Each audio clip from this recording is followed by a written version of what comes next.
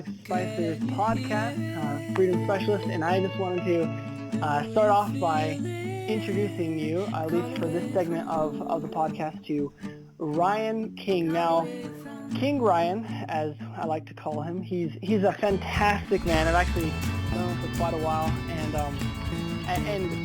I wanted to take the time to interview Ryan because I think he has a lot of great information that would be unique to most Americans, unique for us to hear, for most Americans to hear, because most of us don't really have an experience like Ryan does. Most of us don't join the military like Ryan did. Most of us we're homebodies. We stay home, and we think we understand how everything works. We think we understand our freedom. We think we understand patriotism even, and the truth is we don't. We really we don't understand things as much as we think we do. And I feel like the greatest perspectives I've ever heard in my life have been from people who have been in the military, and Ryan, his experiences have been some of the most phenomenal for insight as to what it's like to be a true American patriot. So, Ryan, are you still on the call? Yes, I am. How's it going, Ryan? It's going all right. I think you might have blushed me up a little bit there. Give me a lot of compliments. Well, I honestly could not say enough good about you. And just for those of you who are listening, just so you know, to better understand the sort of character Ryan is, I was contacting him earlier today about preparing for this recording, for this call. And Ryan, you said that essentially you were nervous about this, and I was like, what? How can you be nervous about this? Because I know you, and you said, how did you put it? You said something about you're totally cool-headed when it comes to going into battle, but we're going into Something a social along those conversation lines. is a little hectic. In fact, I want to find that. It made me laugh so hard. I was like, no way. You said, you said, oh yes, combat is comfortable. On the spot interaction is another story. It just blows my mind. Honestly, totally opposite of me. I would be scared to death going into combat, but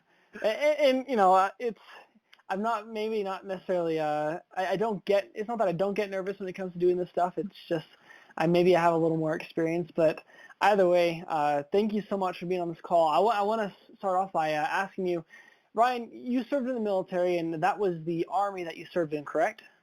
Yeah. I was active duty Army out of Fort Drum. I was with 10th Mountain Division for 7 years, and then I did 3 years in the National Guard while I was doing schooling.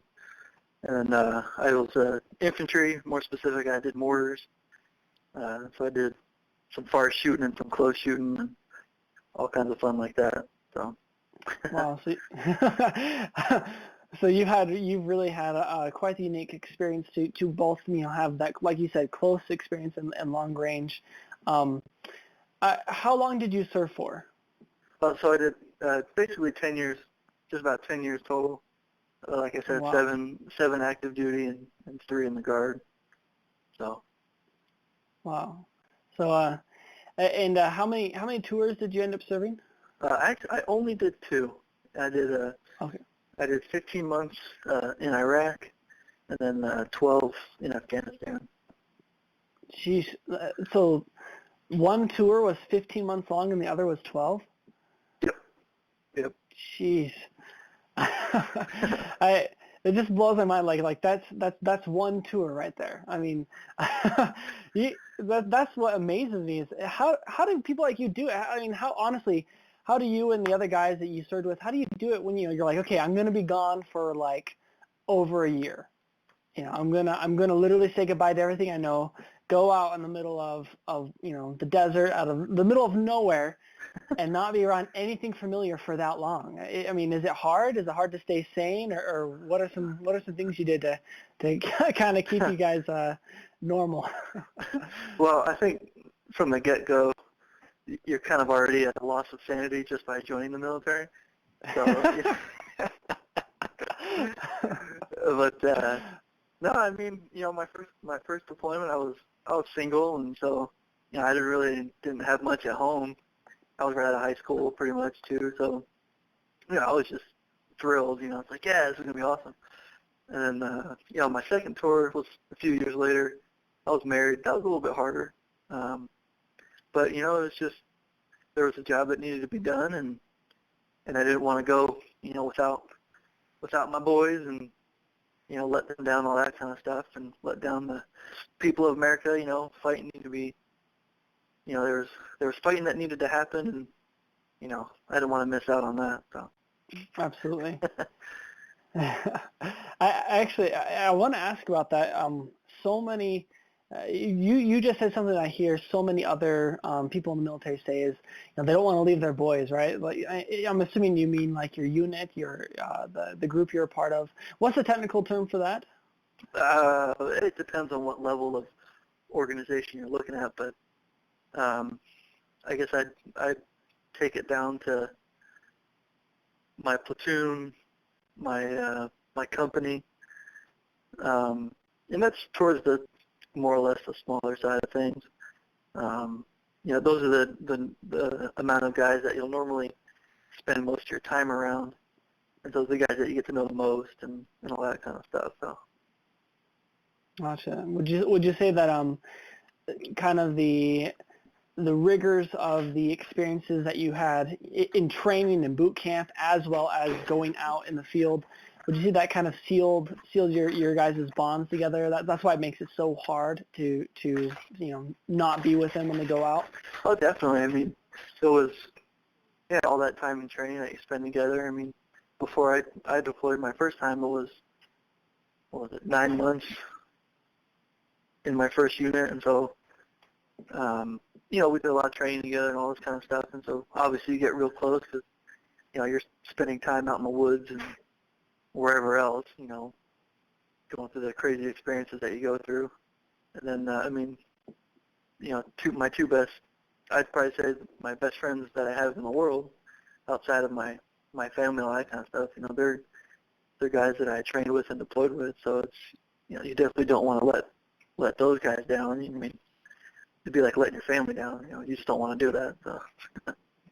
Yeah, that makes sense.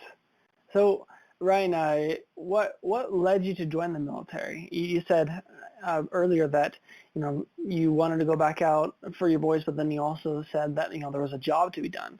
So what led you to join the military?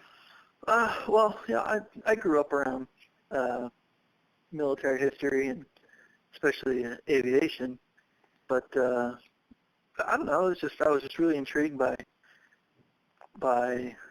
well, I guess like most boys would be, guns and explosions and running around the backyard, Yeah. But as I grew up, and especially after 9/11, it was just like knowing history. I was like, oh, that's like the Pearl Harbor of today. And so I was like, this can't go unanswered. I mean, I was only in 8th grade when 9/11 happened, so, the first chance I could get, I was, as soon as I could, I signed up and wanted to do it. It was just something I felt like I needed to do, something that, I felt like I owed my country. I just felt right to do, Yeah. Almost like that inner calling. It's pulling you that way. Something like that, yeah. And then, being a religious man as well, looking through scriptures and stuff like that, you've always had people that fight in the name of God. Not that I would call myself a crusader or fighting in the name of God or anything like that, but, in general, there's fighting for righteousness and for freedom and stuff like that. So I felt this was that kind of case. Freedom was under attack, and other places around the world that just need help. So. Absolutely. I just have to say, I am extremely grateful. I mean, you already know how grateful I am towards you and how I feel towards you, but I just want to say, knowing that, that you feel so strongly about freedom, even from a religious sense, that's something that needs to be protected, is something that needs to be guarded. is extremely noble and extremely valiant. I mean, I know you're not looking for compliments and being the sort of person you are. It's not very comfortable for you for me to say that to you, but I mean, I won't turn them down. I'm just well, good. It's just I really feel like that's a virtue really missing among a lot of people in America today. But that's one trait that seems to be very unique about people similar to you who are willing to actually put their lives on the line so that the things that we value most or that we should value most because they do the most for us, you're willing to defend it at all costs. I find that so admirable. I find it so hard for people to just lift a finger nowadays to do anything. I mean, not even alone asking, hey, will you risk your life? It's more like, hey, will you risk not getting your free handout and actually stand for something that's good for the country? Yeah. Will you get off the couch? No. We're not going to give you free handouts. Like we want freedom. Darn. Okay. No, I hear you. That's kind of why I had to get off of Facebook. There's a whole lot of Facebook warriors out there, but when it's time to do some stuff, they just kind of they kind of disappear. So That's so true. Facebook warriors, I like that. Maybe we should call them faithless warriors. Yeah. I'm curious. How was your experience overseas fighting America's enemies? How did your experience doing that change your perspective on freedom and on patriotism? Well, I mean, it's kind of interesting, like looking back at it now and how I've changed about it, how my thought process has changed a lot about that stuff. But I went over there, kind of like, oh yeah, I'm gonna go over there and kick some butt, and we're gonna free some people. My heroes were World War II and guys like that. World War II vets and guys that really were fighting for freedom. And so seeing I guess it's like, I don't know, it's hard to put into words, I guess, but so it's just, you're expecting to go see and fight like the enemy, right? But you don't really get to see the enemy. I mean, you could be staring right at them, but you don't know because how these guys like to operate, mix with civilians and making the civilian population fight for them and all that kind of stuff. It was eye-opening. I mean, I knew they kind of did that stuff, but to see it in person and different things like that, it really changed my perspective on freedom because it's not something that you can just give to people. It's something that has to be wanted by the people too. And so what I noticed was a lot of the civilians, I mean, they were happy sometimes that we were there, but mainly because we could give them handouts like money and food and stuff like that. But when it came to them to help, not that there weren't people that didn't join up, the police forces or the militaries or anything like that. I'm all for those guys helping out, but it just seemed like the people sometimes didn't really want it anymore. They didn't really want to take it upon themselves to push their own weight and to take advantage of the opportunity that we were giving them by being there. If that makes any sense. I hope that makes sense. I don't know. Oh yeah, that makes absolute sense.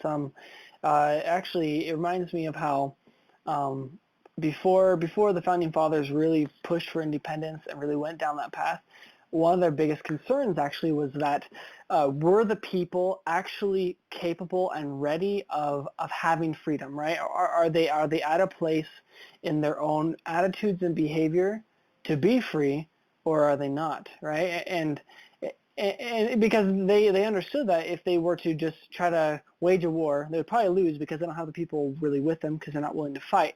But secondly, it would be worthless because it's like what you said. The people would they would be very fair weather when it comes to it. I think what you shared is a classic case of how anything in life that's worth fighting for, that's worth having, must be obtained by those who want to have it, right? And if they don't really want to have it, if you give it to them, it just doesn't turn out very well. They don't value it. No, exactly. Like they want the freedom, but they don't have the patriotism to push for it, to really get it going for themselves. And that's not something that I can give to them because, I don't have patriotism for their country. Like I have patriotism for my country, not for theirs.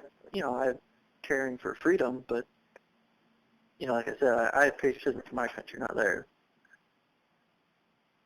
Absolutely. Would you say that that also that perhaps the people themselves, just as a culture and everything, that they weren't really ready for that sort of level of a people-run government? That perhaps maybe the culture, what they lived in and have experienced for so long, is something that is so much more restrictive, that the idea of being very much in control themselves is kind of beyond their capacity to understand. I don't want to insult their intelligence thing. I wouldn't say it's beyond their capacity. I think it's just it happens so fast. Like how our military is so advanced, all this stuff that we went in there, whether it was Iraq or Afghanistan, and just kind of toppled their governments.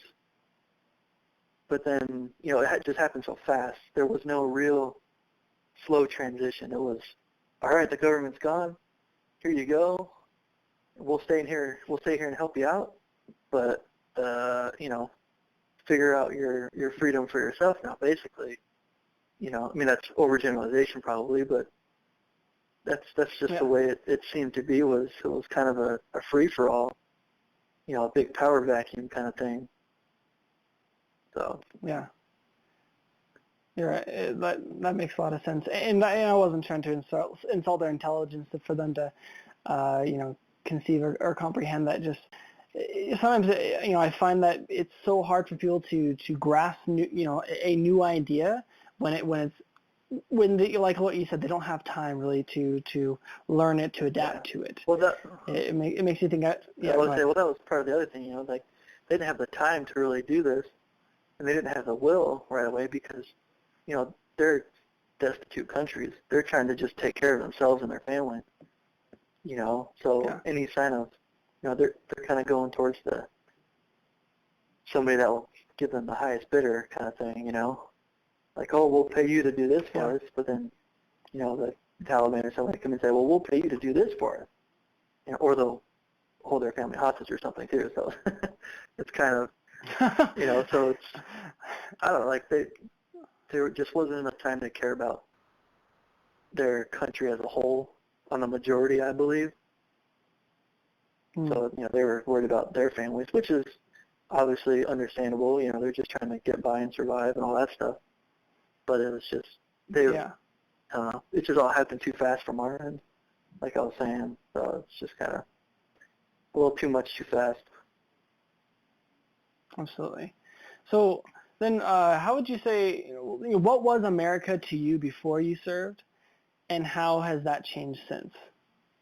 Well, I guess I never really thought about it much before 9/11, and then really getting into, after 9/11, I really got into, the world and the politics and what was happening everywhere, mainly the Middle East, because that's where all the action was, So, yeah. But, so before it was a great place to grow up. I played baseball.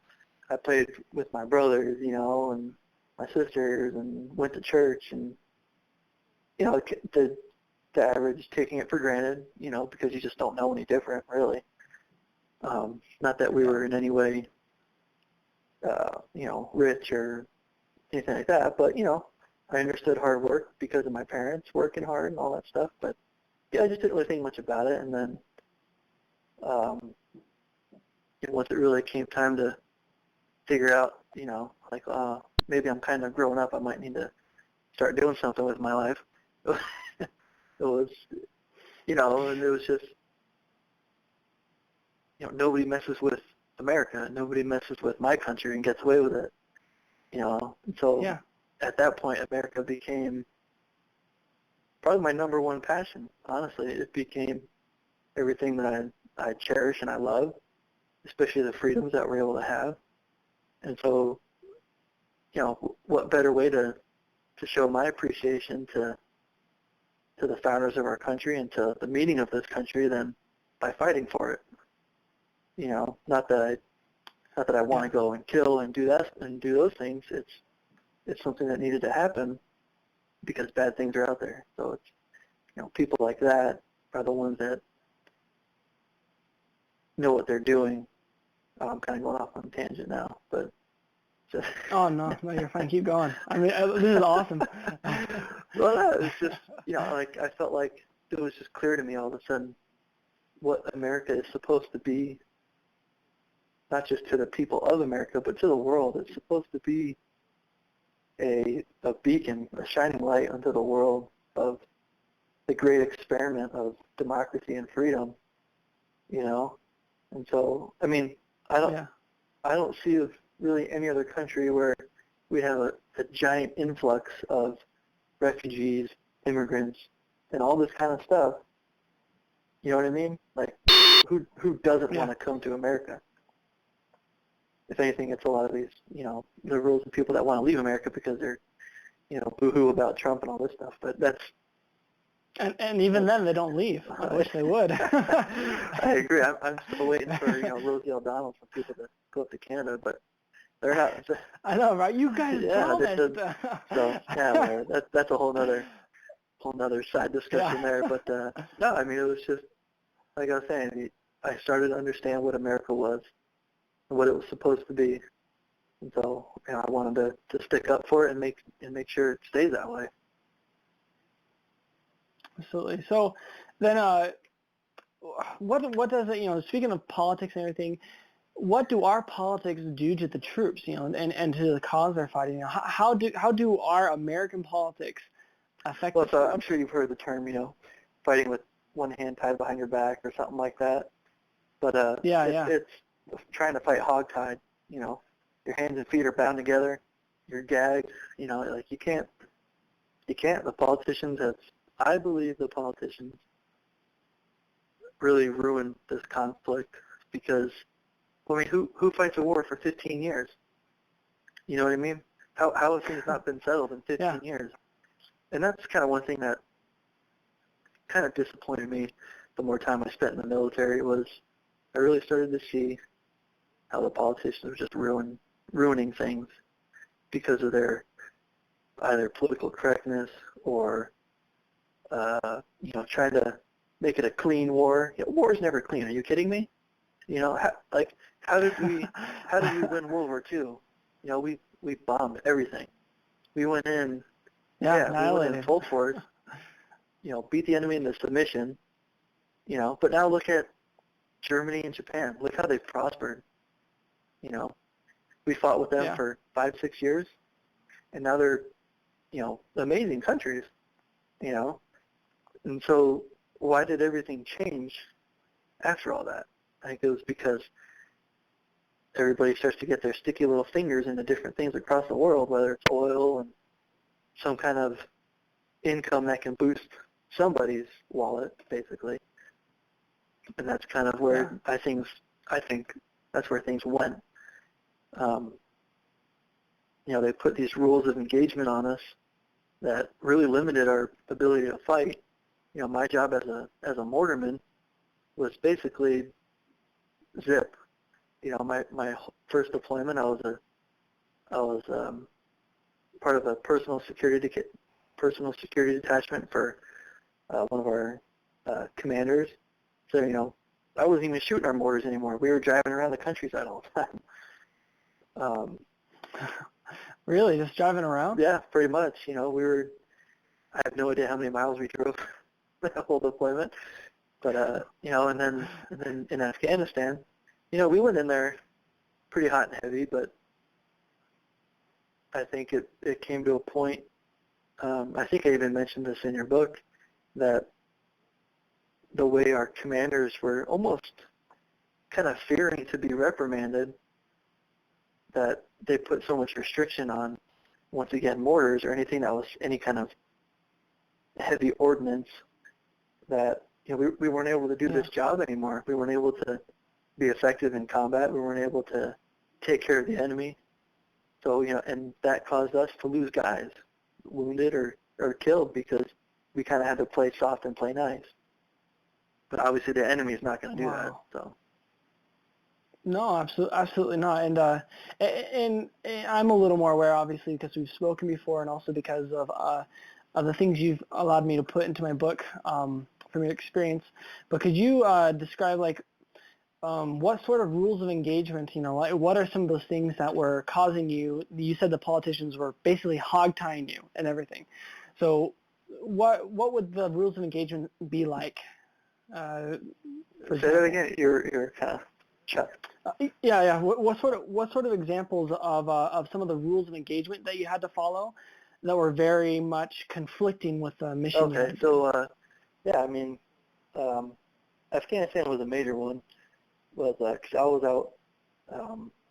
We were kind of out in the boonies a little bit, and we'd be out on missions and stuff, and we get in contact by the enemy and everything. They're shooting at us, which is all fine and dandy because we can shoot back. But they'd only really allow us to shoot back with, our small arms, our rifles, machine guns. And then when it came time to use the mortars, this was at least my unit anyway. I know some other units had different experiences, obviously, but from a conventional soldier, it seemed very restricted. I could not shoot my mortars. I had to go through, we had to get like 3 or 4 different forms of positive identification of where the enemy was.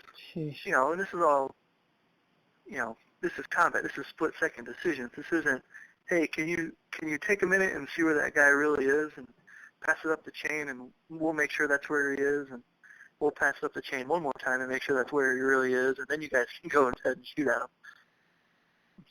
What would be the logic in checking so carefully and wasting precious time that could let them get away / get you killed? It was collateral damage was their reasoning for it all. We didn't want to kind of, because the whole campaign over there is kind of hearts and minds, right? We want to win their hearts and minds so that they'll be on our side, which is all fine and dandy, yes, but to the extent of where, we couldn't do our job anymore, like us, they didn't want innocent people getting hurt and all this kind of stuff.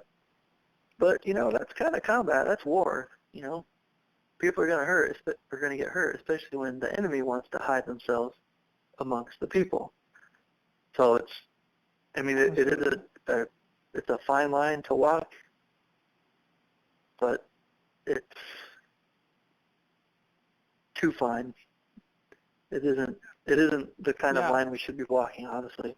I'm not saying we need to just go and kill civilians willy-nilly and not worry about it. Obviously, I don't think anyone would think. Obviously we're very careful about those kinds of things. We're not just going out there going crazy, But, when it's causing casualties on our side, then it's time to rethink about that stuff and look at it and say, we're doing something wrong. Like I said before, we're doing this for 15 years. It's something we got to change. We got to get in there and start kicking butt again. Because this hearts and minds ain't working. Absolutely. So.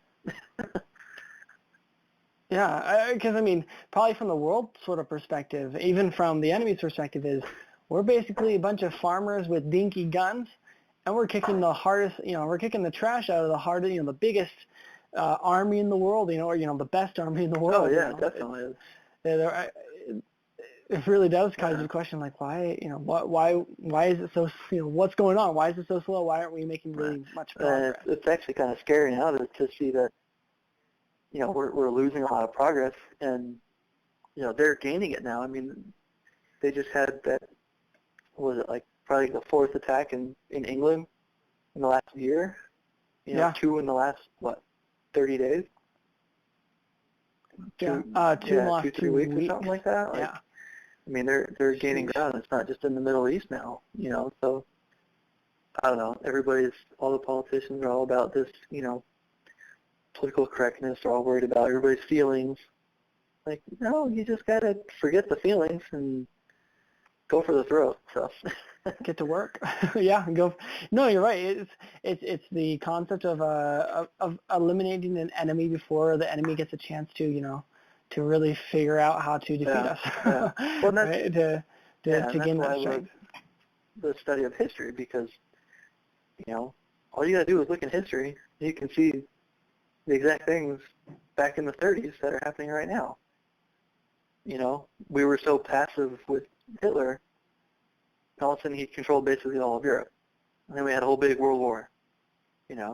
Like, I don't know, you can kind of see things happening if you study history. You can see the connections. And That's a really good point. I never even thought about that. That's a really good point. So obviously, the American politics are affecting the troops in terms of injuries, casualties, all that. Do you feel like it also affects the troops in the sense of they lose their desire to continue to serve and further the American cause? I wouldn't say they lose their desire to further the American cause. It's just they're going to find a different way to do it. Because if they're serving in this military that's changing a lot of their policies about the don't ask, don't tell, the allowing women into combat roles and different things like that, it's not the Army that it used to be. I'm all for women who want to fight. They want to fight, let them fight.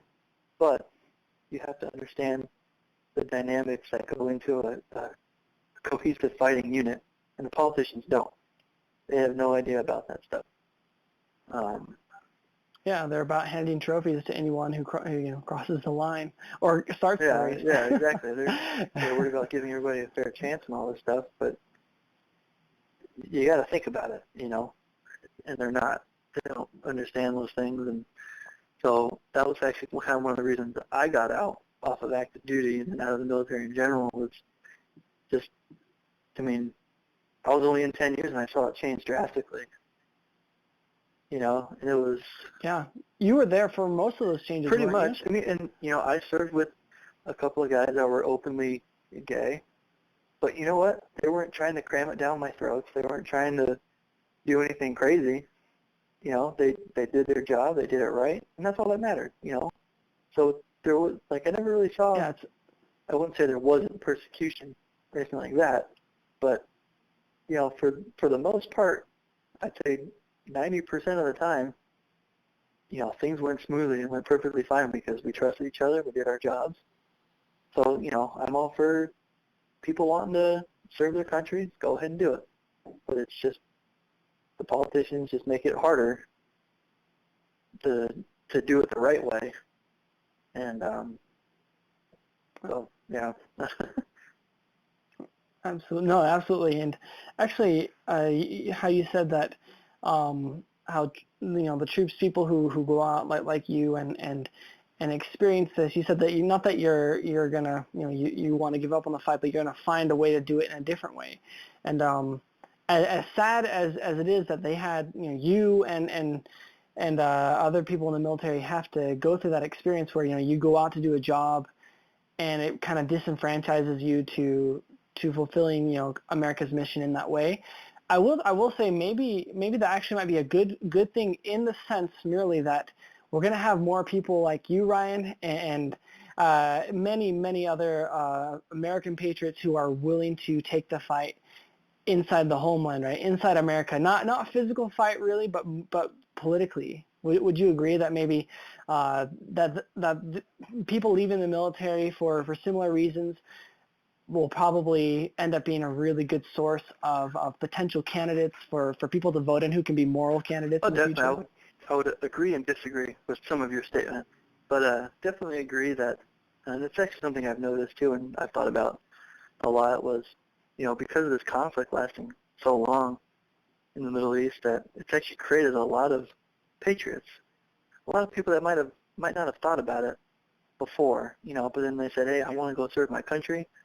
I want to go do these things, that they realize, like I did, the greatness of America and what it means to the world to be trying to be anyways, the moral high ground and the light and all that kind of stuff to the rest of the world. It's created a lot of veterans that have since gotten out, and now, I've talked to a lot of my buddies over the the few years that I've gotten off active duty, and it was, a lot of them are, of course, ready to take the physical fight if it needs be. We're always ready for that kind of stuff.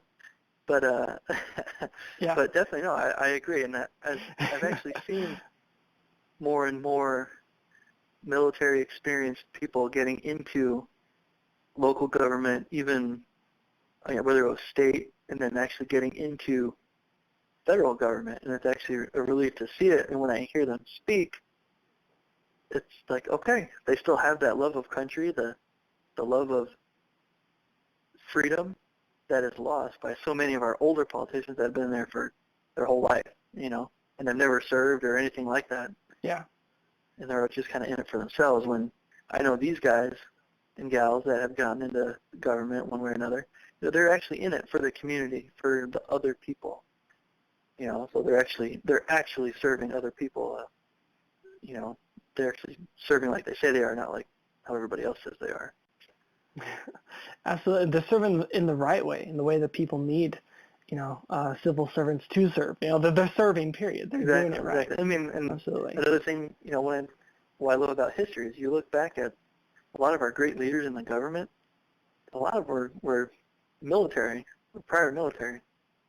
You know what I mean? Like our first president, yeah. He wasn't he didn't sit by. He fought in the French and Indian War. He fought in the American Revolution. Like this guy was, Washington was legit. He was the man. And a lot of our great leaders understood that and served. It was, I don't know. That's what I love about history. Eisenhower, a lot of those guys. So history is important for all this stuff. I guess let me just conclude then with this last question then. How do you plan to continue showing your patriotism? Now that you're no longer in the military, what are some ways that maybe you're looking at showing your patriotism, at serving your country, and what are some ways maybe you suggest other people do the same?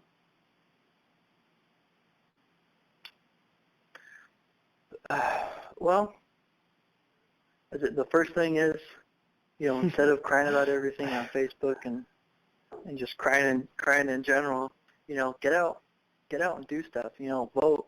That's the biggest thing. I wasn't the happiest with the two choices the two main choices that we had this past presidential election. But I didn't vote for either of them, but I did vote. I cast my voice. I cast my vote, and that's the first thing I would encourage everybody to do, is get involved in the political world. I'm not saying everybody has to go run for some kind of office, but just understand your local politics, your local politicians, and being a part of it. Go to the town hall meetings, go to different budget meetings or whatever the heck they are. Go to all those things. Really understand the political process. It's not the democracy is about the voice of the people. It's not about Trump or Obama or what's her name, Clinton there telling us what to do. Yeah. That's not how it works. Everybody's like, well, I want our president to do this or do that or do this. Like, no. Yes, we want them to have a good plan, but it's not up to them to put it in place. But that's the way it's become now. It's all about what that one person can do. But that's leading into it's not democracy anymore. That's leading into dictatorships and what's England got over there? I can't think of the name of it. Oh. Yeah. Oh yeah. Like a absolutely. democratic monarchy. A monarchy, yeah. Absolutely. But so that'd be the first thing, and then the second thing would be, like I've been saying, read up on history, do your history work. whether, if you got kids in school, don't, sit down with them with their history textbooks and start going through stuff. Go online, go to a library. You got so many resources to look up history. There's more than enough facts out there to realize what the heck is happening in the world because you can read it right from a history book, basically. And then third thing I would say would look at both sides of an argument. Be open to both sides of the argument. Or I should say every angle of an argument, not just your own and the opposing sides. Look at everybody's side to an argument. That's one thing that helped me overseas and it helped me to be a little more compassionate as well. I'm still not the most compassionate towards Middle Eastern people, and people from that part of the world, just because, but just because of my experiences. But just, I don't know. I tried to look at things from different angles, and it's helped me with, empathy or sympathy, which is, my wife can attest to, are not exactly my strong suits. I don't have much sympathy for people, but no, it's just, you get to understand somebody else's world, and it can kind of help you make a better judgment, a better choice on how to look at somebody and how to respond to certain situations. Like I might, I know plenty of people that were Hillary supporters and might even hate the military or whatever, but I've had meaningful discussions with them. And I was like, okay, like I see their point of view and what they're passionate about, and I expressed what I was passionate about, and we weren't in a fist fight. Like, okay, this is cool. But then I've had the exact opposite of, one kid one time on Facebook, we were commenting on something, I can't remember what we were talking about, we were going back and forth, and he made the comment to me like, oh, that figures, once a killer, always a killer, like stupid things like that. Like, okay, so in my opinion, you just lost all credibility. You're just an idiot. You want to resort to, name calling and, childish things like that. Like, why am I going to listen to you now? Your points are now null and void because you just want to, stereotype me or just cast hate on me. Like, that's it. Like, I'm not going to listen to you. I'm not going to deal with you anymore. So, listening to each other would probably be my third. No, that's fantastic. Amongst others. My fourth would be go and join the military. Go get disciplined. Go get experience, world experience under your belt, before you think you know everything. If you really want to go help refugees or whatever, go overseas and go help liberate their country or something like that. Go see what it's like to work amongst people with different races and different religions and different genders or gender identities now, whatever you want to call it. You know what I mean? Like, go put yourself amongst people that you don't know. Well, those are fantastic suggestions. Especially all the naysayers about the Islam or I should say extreme Islam, which in my opinion isn't really a thing. It's kind of all of Islam. But I know there's good ones out there. But all the people that cry about, oh, we should do this or do this, like, well, go over to Syria, go over to Iraq right now as a Christian. Yeah, just gain real understanding of, in both understanding those, amongst us as Americans who may disagree with, but also to even understand our enemies. I understand what you mean, because that's one thing that many of us don't understand, and I don't even fully understand because I don't have that experience, is understanding, who our enemies really are, like who we're actually dealing with. I think that's a very valid point. Yeah, that's one of the biggest things was, people, like when I talk to people about different things like that, it's like, I've had firsthand experience with the culture of these people and all that kind of stuff. And so, I don't know everything. I'll be the first to say it. I don't know everything. But, I'm not going to argue with my own experiences about how these people were. I've never seen anywhere else in my life, the hate that I've seen in those people's eyes when they looked at me, even though I might be sitting there helping them, getting bandaged up because they blew themselves up with their own IV or something like that. And, I'm sitting there bandaging them up, and they're staring daggers at me, with the first chance they could get. Wow. They'd try to kill me, So, go get experience like that, and then you can come back and talk to me about it. Absolutely.